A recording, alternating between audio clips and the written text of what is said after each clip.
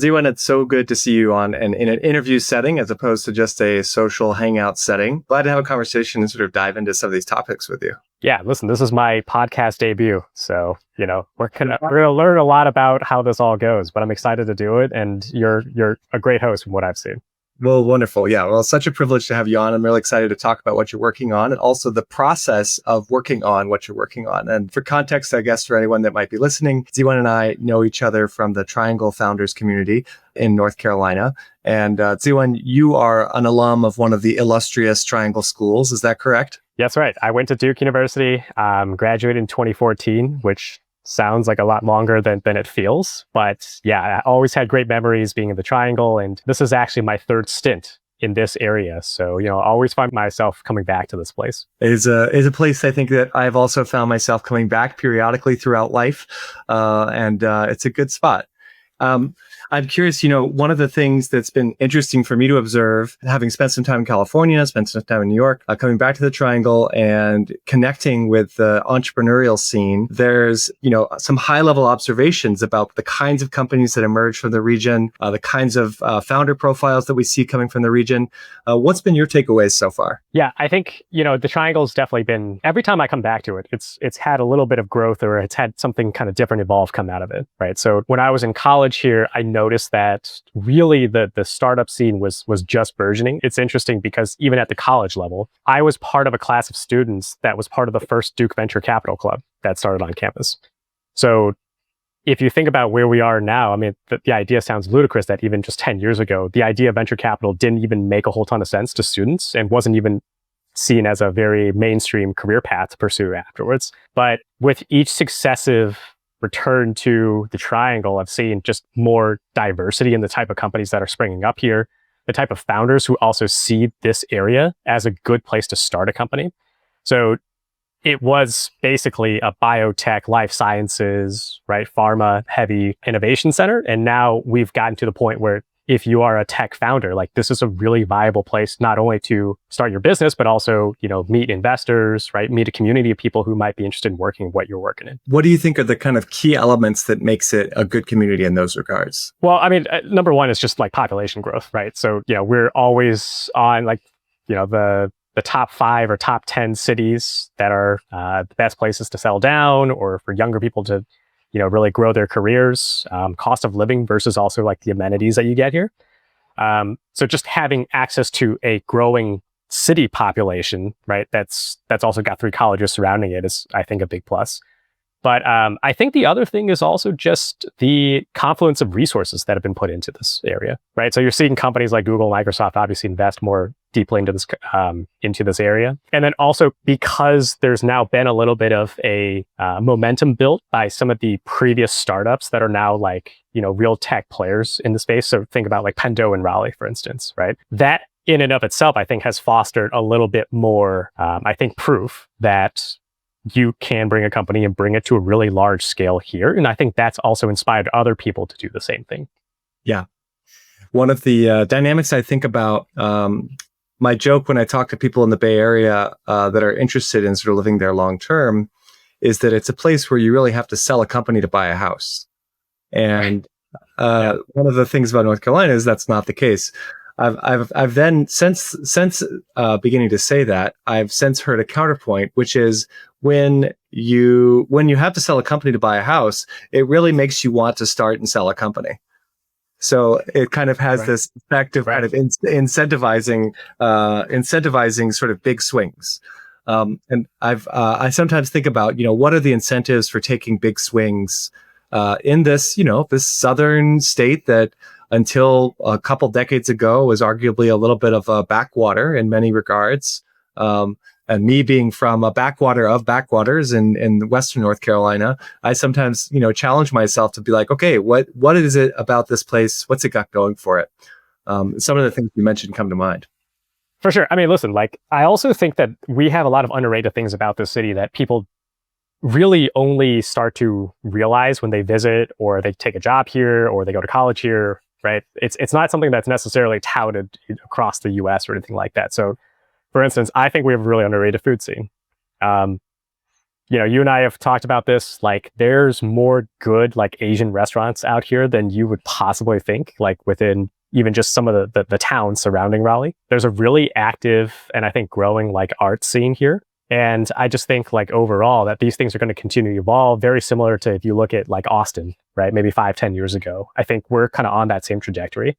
Now it's just a matter of, okay, who is willing to take those bets here and can be proud to call themselves like a triangle based company, right? Yeah. Similar to how the Austin tech scene grew up. And now it's like, if you have a tech company in Austin, that's just a widely accepted thing as well. Totally. Yeah. Speaking of being a triangle-based company, you and your company are sort of in the process of emerging from stealth. Give us the take. What have you been working on? Yeah, so it's a lot less mysterious and clandestine than it actually sounds. We're not secret ops. We're not doing anything covert. Really, I think what stealth means, at least how I see it, is you're just not quite ready yet to put together a cohesive story, right? And that might be because you needed some time to really dig into your value proposition, find your fit with people, right, in the industries you care about, or really just build a product that you feel like really proud to bring out to the public eye and say like, this is what we are doing. We're the best at it, and you should really give us a try. So for a combination of all of those different things, that's why we've been in stealth for the past, 8 to 10 months. We emerged when I first met my co-founder through Y Combinator's co-founder matching service, by the way. So it's a little bit like online dating, but just for people who are aspiring to build businesses. He had a really impressive background. He had already brought 3 companies to market and sold them all off. So this is really just like, this is almost like a hobby, right? For him, he's just very good at it. And he had a thesis that he could build a tool to really solve some of the problems that he had before as a technologist and as like a founder previously. And it was really about, how do I teach other people in my company what I know? How do I capture that tribal knowledge and collective wisdom that we all have before people leave, before there's turnover, before people change roles, so on and so forth. And he brought that initially to market, wanted to put more of like a customer support or like a knowledge management slant to it, but didn't really build the traction that he was hoping for. So when he met me, he was really at a crossroads. He had some investors, he had some senior advisors give him this counsel, like, you should really go out and see if you can concentrate your technology on a domain. And that's where I came in.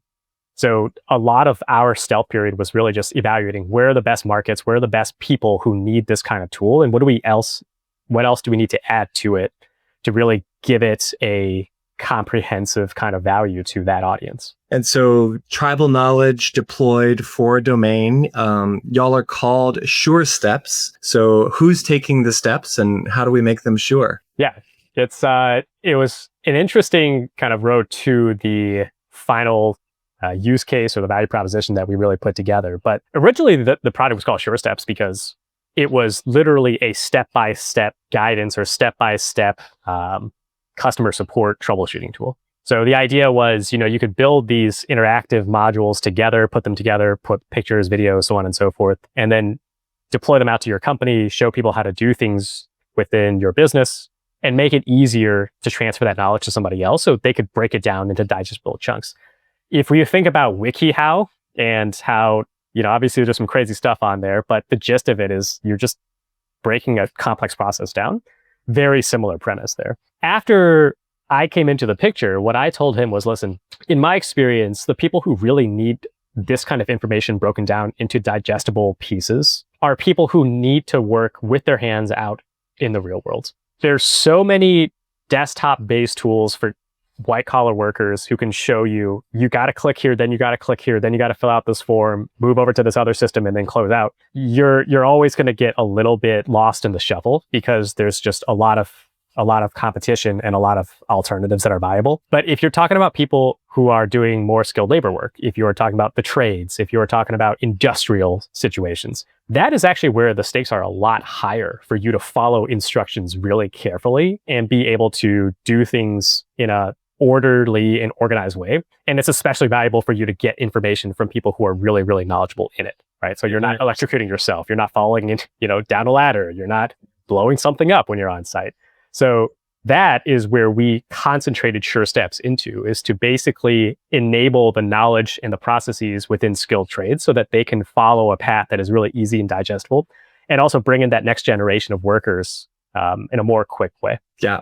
I've got images in my mind of like previous videos I've seen on Reddit of people having terrible industrial accidents. And I recall just seeing one last week, which was just watching an oil worker that was in the process of drilling a well, and all of the extremely meticulous, detailed usage of this huge equipment, where the stakes are enormously high. If it was to go in the wrong direction, if they were to use the wrong tool at one time, it would be toast.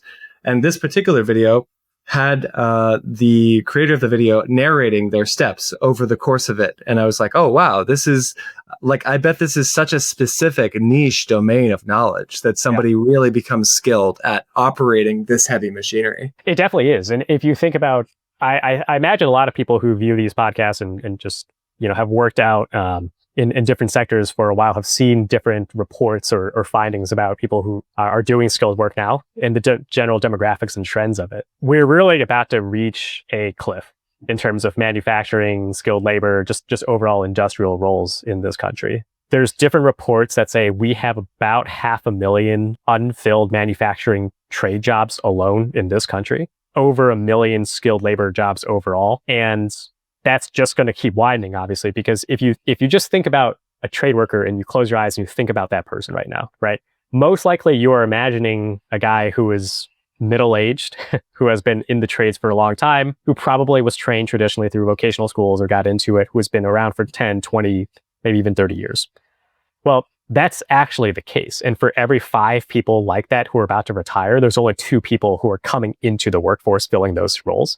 So that's going to become a bigger and bigger issue, obviously, as our infrastructure ages, right? As our manufacturing plants start depending on younger people.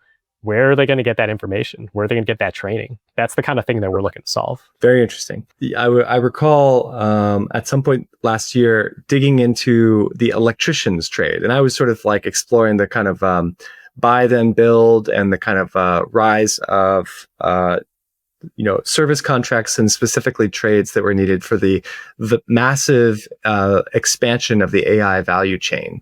Yeah. And so I was thinking, oh man, data centers are going to be huge. There's going to be these like massive contracts for the maintenance of data centers, and that's going to hit electricians. And I was just surprised to see how many different electrical service companies are sort of up for sale. But also how long of a process it was to become trained. To actually have your license as a master electrician requires I can't remember how many thousands of hours of experience with somebody who's teaching you. Yeah. I mean, I think any occupation where you run the risk of hurting yourself or hurting somebody else or causing wide scale damage to infrastructure or to, public structures and buildings and things like that. I mean, it makes a lot of sense. The problem becomes in how are you going to then disseminate that crucial information to people who don't learn the same way as you, right? So if you look at how people were probably trained 10, 20, 30 years ago, and then you look at the current workforce trends and how, Gen Z likes to be educated, how they want to get on the job learning and training, you just can't use the same methods and the same tools, right? And obviously the generation after that, Gen Alpha, when they come into, these are folks who are going to only expect AI-based tools, right? They've been raised on screens. They've only watched, YouTube videos and TikToks to really get a lot of their practical information. So how do you take that audience with a completely different learning style and still give them the vital essentials so that they don't, cause more mistakes on the job, right? Or they don't impact, their fellow workers. So that's a big part of what we're trying to solve is this is an inevitable shift. And so what are you going to do to take that information and break it down into digestible pieces for people who need that, guidance on the job? And so what's the answer? How do you actually break it down? Well, so it's not going to be from one particular place, right? So, if you were a white collar worker, for instance, the chances are you can probably figure something out just by digging through your Google Drive or, asking your peers and, you're eventually going to get the answer. If you are someone who performs work on site, if you're doing skilled labor, manual work, if you're operating complex equipment or heavy machinery, you need a combination of different sources of knowledge, and you need it in a very customized way for whatever situation you are performing that day, right? So that comes in, manufacturing and OEM technical information about like the equipment or products you're working on. That comes in company specific procedures or processes you have to follow. But then it also comes in that tribal wisdom we were talking about before, where someone who has had 20 years in the trades can probably see something and instantly diagnose what they need to do about it. But if you've only been in the game for 3 to 5 years, it's probably going to take you a whole lot longer and you're going to have to rely on somebody else. So what we are trying to do is feed all of those different sources of knowledge into one single pane of glass, and then present that in a customized way to the person who is on site doing that job in a way that raises the baseline knowledge that they have when they're performing any particular job or duty. Interesting. Does that involve, like, for instance, skilled tradesmen sort of recording their tasks as they would kind of execute something, or narrating something, as well as manuals? Like, what are the different kind of modalities that might be incorporated there? Yeah, absolutely. So there's companies that we've worked with that have already recorded the different processes and procedures that they've done. We fed that into our system, broken out not only with the videos, like the visuals, but also the transcripts that obviously come with the audio of what they're narrating. We also take, again, OEM product manuals, data sheets, so on and so forth, and feed that into our system. We take industry standards, kind of like you were talking about with the electricians. We take the electrical code and we feed that into our knowledge base, and then augment the guidance with, if you do something specific related to wiring or electrical work, then you have to follow the code that is also appropriate to it. So different modalities are going to come and play in different situations. But most of the time, we know that you need visual, you need audio, and you need text in some combination to do the most effective job. And the last part of that is we break it down into decision trees, right? So it's not just you got to follow this, and if you can't apply your current situation to the best practice, then good luck and try to call somebody else to do it, right? Yeah. Give you different scenarios, and you're the one who has to. All you have to do is just provide the input, and we'll give you what you need to do. Interesting. And so what's the form factor? Is it like a mobile app? Like how are people actually going to end up using all this information? Yeah, it's a mobile-based platform, and essentially it's a flexible step-by-step guide that has decision trees built into it. The difference is that we augment all of that, again, with all of the different modalities that we talked about before. And we also take in user input at any given step so that we are constantly learning from their activities and engagement as they're going on.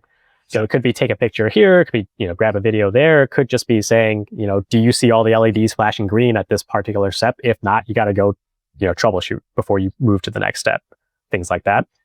And under all of this is an embedded layer of AI assistance, because, you kind of have to have that, right? Sure. In order to Makes answer sense too. I mean, questions. we're talking about, dealing with multimodal data. We're talking about dealing with things that have matching against, I'm sure, some things that are very deterministic. This specific model of machine, this specific set of instructions, but other parts of that may not be so specific. And using things like embeddings, I'm sure, can help with a lot of the retrieval.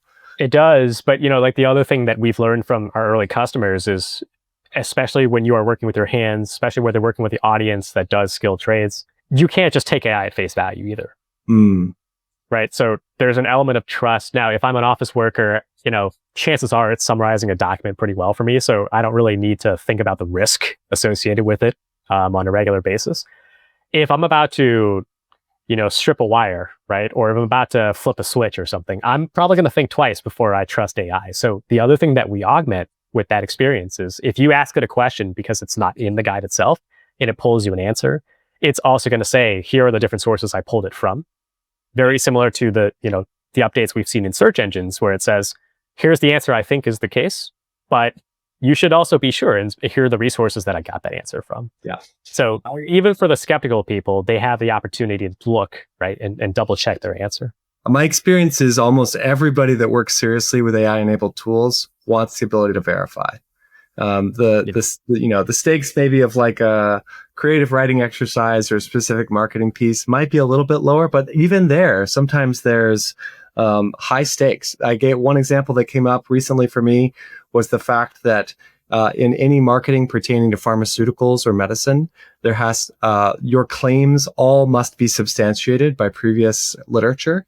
Mhm. And so, the tendency of a AI system that's just working with previous material is to be a bit fantastical, to be a little bit more bold than we'd probably like. Yeah. Yeah. And so deliberately constraining the behavior, deliberately making it driven by specific citations and the ability to verify seems to be something that's just like every serious professional needs those things. So it's no surprise to me to hear that's the same thing in the trades too. It also helps with building out a more trade specialized data set for the future, right? So we haven't solved all the, the complexities behind it, but, the big goal, of course, is to say, here's the answer I think is relevant for you in your specific scenario and context, but you should tell me if this worked or not. And so the more that we can gather from people who are practically applying that knowledge to what they're doing on the job, the more we're also going to be able to take that example and feed it back into the next person 3 years later to say, hey, someone in the field actually tried it this way and it worked, so you should probably try it this way too. It's a big part of what we're excited about. So I guess why the trades in particular? You touched on it a little bit. It's something, the white collar work has a ton of digital tools. The trade seems to be, as you mentioned, something that's undergoing this unique squeeze. What about those conditions make it a great place to do what you're doing? Well, number one, I've traditionally been drawn to taking tech solutions like this to people who kind of don't need to think about it on a regular basis and explaining to them why they do, why their jobs or their lives can be really impacted in a positive way by it.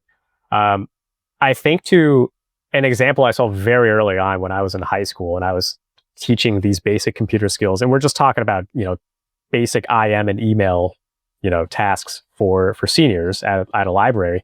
The less you think about technology, the less you use it in your daily life, the bigger the delta is when you start being given very basic operating benefits from technology, right? So if you're talking about a senior, just the incremental thing that we don't really think about, that we take for granted about being able to message your friends and family through email, right, through FaceTime, through text, whatever, that has a huge quality of life improvement for seniors, right? In terms of the connections they can still foster, relationships they can still build.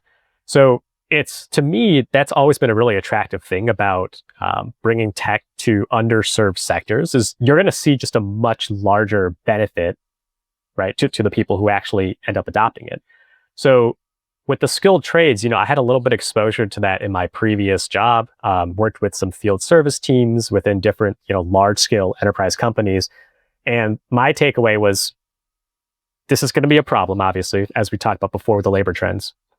I don't want only the enterprises to have, the training programs and the tools and technology to be able to benefit from it. I think, small, medium-sized businesses are a big backbone of what we do in this country. And if that goes away, if they don't have access to the same benefits and technology, then that gap is only going to keep widening between them and the large players. So having a little bit of exposure and experience, knowing what can be done about that space, and also just seeing kind of, the general issues that are going to plague our infrastructure if people don't get into these jobs. I just felt like it was a really good opportunity to take the open source and available tools now, put them together in a way that people could use them. Yeah. And why aren't people getting into the jobs? What's your thesis? Like, I'm constantly puzzled by this. You mentioned this massive gap. We talk about, obviously we're dealing with an enormous transition of the country's relationship with immigration.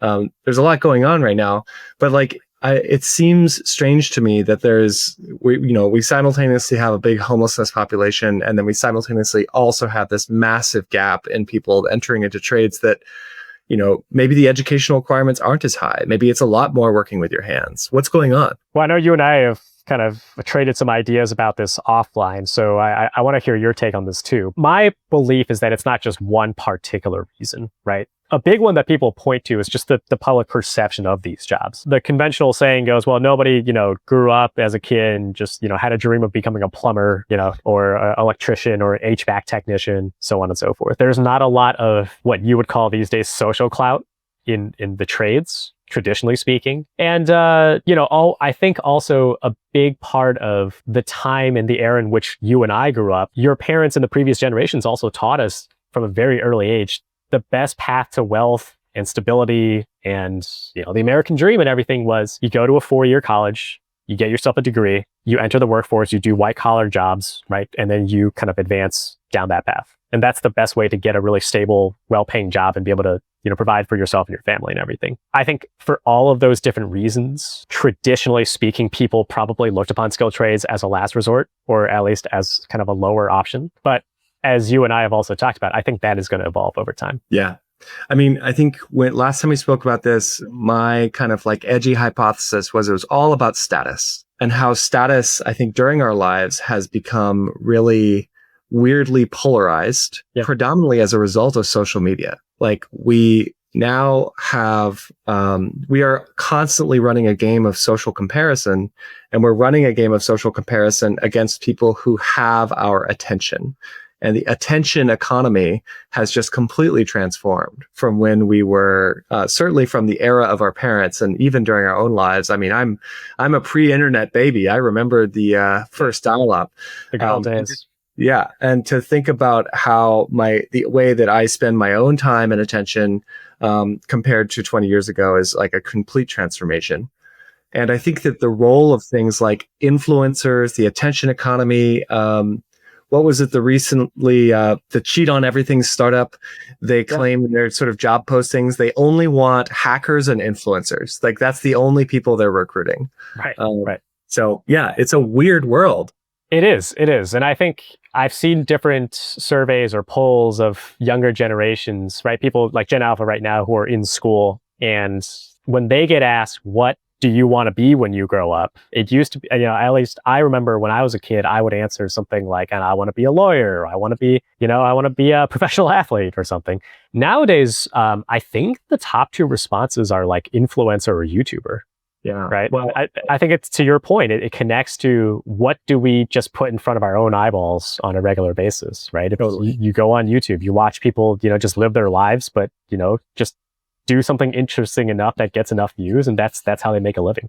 Yeah. And, it's so ironic for me to be so against this as we broadcast this on YouTube. But nonetheless, I think there is something sad about that it's that the attention marketplace is really the only place where we maybe intuitively sense that we have a place, that there's something there worth fighting for and worth pursuing. So, I think, how does this change? Like the truth is that the attention economy is an economy of like where winners take all, where a very, very small number of individuals end up, largely dominating the attention ecosystem, somewhat similar to the tech ecosystem.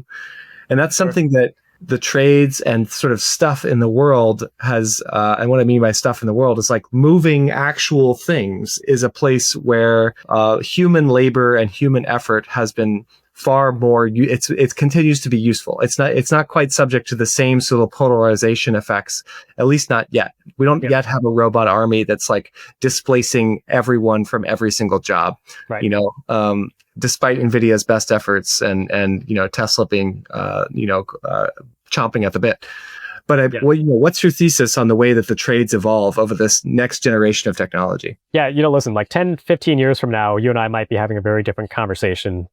Hopefully, as we're being, recorded and served and edited by our little robot assistants and everything. But as it is right now, I mean, if you look at that Microsoft study that came out, I think about a month ago, about the jobs most likely to be displaced by AI, just based on the skill set that LLMs have, right? Based on the type of work that people currently use Copilot for, it's pretty much the white collar jobs that had a lot of glamour to them, 10 years ago when I was coming out of college. We're talking developers, data scientists, sales, analysts, positions that basically take a lot of information and summarize it, right? Use it to match patterns, generate new information coming out of it. Those are all things that AI does really, really well right now, even in its current iteration, even with all the wrinkles and flaws that it currently has. So conversely to that, in the same study, the places where AI is least being used right now are, as you would expect, like moving things around physically, like you were saying, operating equipment, repairing, structures or products, inspection of different equipment or structures.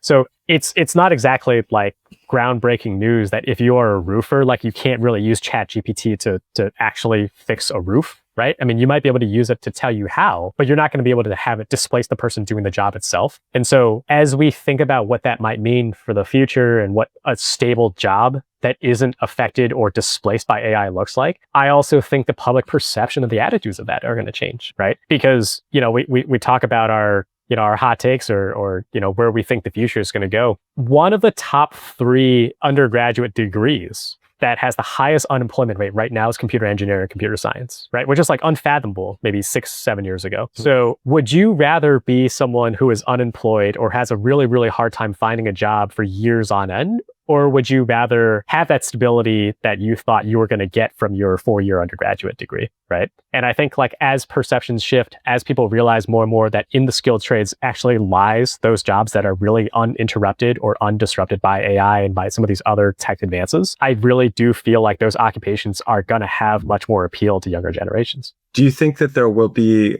like a status change in terms of, what it means to be, an electrician or somebody who's like a skilled tradesman versus the status that was, that lawyers and doctors or, whatever the other white collar examples that we might choose have versus those? Yeah, listen, I think that it's inevitable that our perceptions and our attitudes towards occupations are going to change based on how those occupations and the audiences and the products and the environment around those occupations change over time with it. So I looked up a couple of these things because I've had to convince people about this, as you might expect, right? A couple of really good examples from history. Like one is surgery. So you can imagine this is obviously way back when, right? But there was a time where surgery was basically like a manual trade job that was performed by like low education, not super knowledgeable, not super white collar people. They were like sometimes barbers, right? Sometimes just, someone who is really good with hand tools. And it's because there wasn't enough research that went into the actual practice to make it something that just fit alongside everything else that we know and do about medicine, right? So physicians really looked down upon surgeons once upon a time because these were people who straight up cut bones, right? Or performed amputations, pull teeth, but then they would also, clock out in a couple hours and then give people shaves and haircuts afterwards. Yeah. Yeah. So it's a very similar thing. Yeah. The brutal physical mechanics of the body, I guess, way back when. Exactly. Yeah. Same thing with engineers, right? There was a time where people were more, philosophers, scholarly folks, those were the intellectuals, those were the white collar, academics and everything, and engineering, building, railroads, building infrastructure, construction, so on and so forth. Those things were not seen as really high class or dignified roles. Now engineers, especially, construction engineers, I think have a very, well-respected place in society. And then probably the most relevant one is if you look at the early days of quote unquote computer programming, this was actually a role that was dominated by women back in like the 50s and 60s before computer programming really became what it is, what we commonly see it as in modern society. Like back when there were just switchboards, right? And you were just routing, one thing to another, plugging, like a wire from one socket to another. That was low skill, low knowledge work that traditionally were given to women at the time with less education. And it wasn't really conceived of as something that was going to be high paying, that was going to be valuable to society in some, great big way. And obviously, I don't really need to even explain how that's changed over time. Right. Totally. I'm reminded, I think that in the early days of NASA, similarly, there was the computers that were often doing many of the calculations, detailed calculations about specific vectors of rockets going around the moon and whatnot. And I recall that also being dominant. I think there was a major movie about that a few years ago. Yeah. So I mean, these things are going to change. And to bring that all back to the modern day, someone who is working as an electrician right now, right? You might be dealing with a certain set of equipment, a certain type of use case right now. But as technology grows and evolves, the tasks, the products, the services you provide are probably going to evolve with it, right? Think about EV chargers, things that didn't really exist, 15, 20 years ago. As those products and as the benefits to society from your services change, like your occupation and the things that are associated with you and the perception of what you do are going to change as well. Yeah. I'm reminded of this example. I think it was, I can't remember what the company was, but where an engineer is hired to repair a very complex machine. And the kind of owner of the factory that's running this machine asks the engineer to kind of do an analysis and find out what to do about it. And the engineer just comes up and makes a very like a short, small X on like the exact part of the machine where a piece needs to be replaced. And then he charges the owner of the factory, something like $400, $500. And the owner of the factory is like, what? How dare you like charge me this for just like marking an X? And he's like, but where to mark the X? That is where my expertise lies.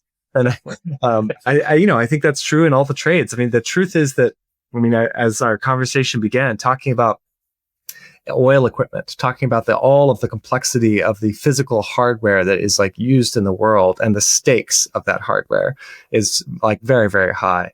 In my previous collaborations with people that are working in the software as a medical device or adjacent to the medical field, we talked about which elements of medicine are potentially most vulnerable to being semi-automated or highly augmented by this wave of technology. And the consensus was that surgeons are safe for a very, very long time, just because of how like fine control there is, of course, over the manual instruments, which potentially you could think about self-driving surgery, but also just the thousands and thousands of decisions and micro decisions that are being made throughout the process of a surgery that are not verbalized and not recorded. There's no sort of formal decision tree that we can just like trace throughout it, at least not yet. So I can imagine the same being true for complex machinery. Exactly. I mean, there's so many different combinations of product, and we're seeing this right now, right? Even with the people that we work with, the combination of products you have to know about, the things you have to do to be able to service that product effectively, but then also make really just gut calls in certain cases, right? Because I mean, depending on where you are, depending on the environment around you, some of these things are just going to take human intuition. Now, we can say that AI is going to have enough data at a certain point to make that kind of intuitive call, but we're not anywhere close to that yet, right? Because there's an element of dexterity, there's an element of also perseverance, depending on the conditions and everything, that you just really can't replace with somebody who actually cares about doing it and has the physical ability to do it right now. Very interesting. Yeah. So I guess what's your, like, barring massive deployment of completely humanoid robots that can do everything we do, what's your sort of 5-year or 10-year prediction of how these current dynamics are going to play out in society? I mean, realistically, I think what's going to happen is, and you're already seeing this trend really, right, in social media and some of the other channels that I think people put a lot of their thoughts and weights into. We are going to continue to evolve in at least the US, where your occupation is going to be less important than the outcome of what you've taken your occupation to. So what I mean by that is, you can be a plumber, you can be an electrician, you can be an HVAC technician, you can be, someone who works in renewable energy or the energy sector. And traditionally speaking, you might not have thought that those were really, well-respected or highbrow jobs. But at the end of the day, if you are making a good living for yourself, if you have a very stable lifestyle and you have better career prospects than the next person who has a 4-year degree and works in computer science, then you're probably going to also be perceived pretty well, right? At the end of the day, I think our society is really driven on, okay, what are the external factors that I can perceive about this person? Nobody spends their time looking at like what Brian does on a day-to-day basis and saying, well, if he's, a plumber, what is he actually doing with his hands, right? It's like, what car does Brian drive? What house does Brian live in, right? Is Brian able to afford the basics and the essentials for his family and the luxuries and the trips and everything else that he wants, right? It doesn't really matter how you get there. It just matters that you get there. And I think that perception is valuable in a way for at least the skilled trade and some of the other sectors we're trying to benefit, because this is a place where you are going to find that stability, where you're going to find those prospects. Yeah, very interesting. I'm reminded of two things. I think I've mentioned them before, but the first is like the rise of oil wealth by Texans and others, where it was just sort of like the roughnecks. These were rough people. These were people that were often not very respected in sort of polite society, but they were people that were like driven, lucky, sometimes, persevering and desperate, but, they basically kind of came up in society, oftentimes quite suddenly, by virtue of their willingness to kind of take risk and do these things that were sort of traditionally low status. And I guess the same would be true for almost anybody, any mining field or natural resource field. Energy as well, right? If you think about, like, we do a lot of work in renewable energy, because number one, that's where this country needs to go. And number two is because there is still a lot of opportunity there, even given some of the current climate. Like, that is a field that is going to continuously evolve, and there's no lowbrow perception of working in renewable energy, right? Yeah. If I work in solar, if I work in geothermal, if I work in wind, hydrogen, so on and so forth, people aren't saying, wow, you must not have had a lot of education for that, right? Like, these are highly technical roles that also require you to get out there into the field and work with your hands in a lot of cases, and work with equipment, work with machinery. But especially as we become increasingly more like internet driven and on the screen all the time, there's also been a lot of studies that say people who are in younger generations, like, they don't want to be on the screen all the time. This was like a novel thing for you and I when we were kids, because we didn't have computers that could do everything that we ever could imagine and show us everything we could imagine, right? But for people who already grew up in that environment, they actually, the counterculture or the balance to that is actually doing work that takes you out of that, 9 to 5, sit in front of a computer all day session. Totally. Yeah. So that is actually going to be an appeal in addition to everything else that we talked about. Yeah. Interesting. Yep. So what's next for SureSteps? What are the next steps coming out of stealth, going on to the market? Where are things headed over the next few months? Well, I wish we could take SureSteps in the next few months as well. But I think, it's always going to be a little bit of a guess and check, right? For a startup, as early as we are. But what we do know is that there is definitely a lot of resonance with what we are trying to do within the energy sector, within the renewables, like we talked about. And so part of what we want to do over this next month is really get the message out, because we are getting closer and closer to a product that we feel like can have that general audience that we've been hoping for. We have a couple of other podcasts and publications that we're going to be featured on, which we're really excited about. We'll drop some links hopefully for that. And then we also have a pretty good stage for the company at RE+, which is the largest clean energy conference in the US in September. So we're going to be one of the featured startups there and be telling our story on stage. And the aim there is to make as many kind of connections with the community of renewable energy professionals as possible. As we go into 2026, the aim is to really kind of tell the world like the stories of what we've already done with our existing customers in a way that gets people excited about what else we can do. Very exciting. Where's RE+? RE+ in Las Vegas, September 8th through the 11th. That's right. Nice. A lot of distractions, but also there's going to be a lot of people there who are focused on the same thing. So yeah, we're excited about it. Very cool. Well, Ziwen, it's been awesome to chat with you about this. I love what y'all are working on. I think it's very, very interesting. And I look forward to seeing where everything goes. Cool. Yeah, appreciate the time, Brian. It's good talking to you.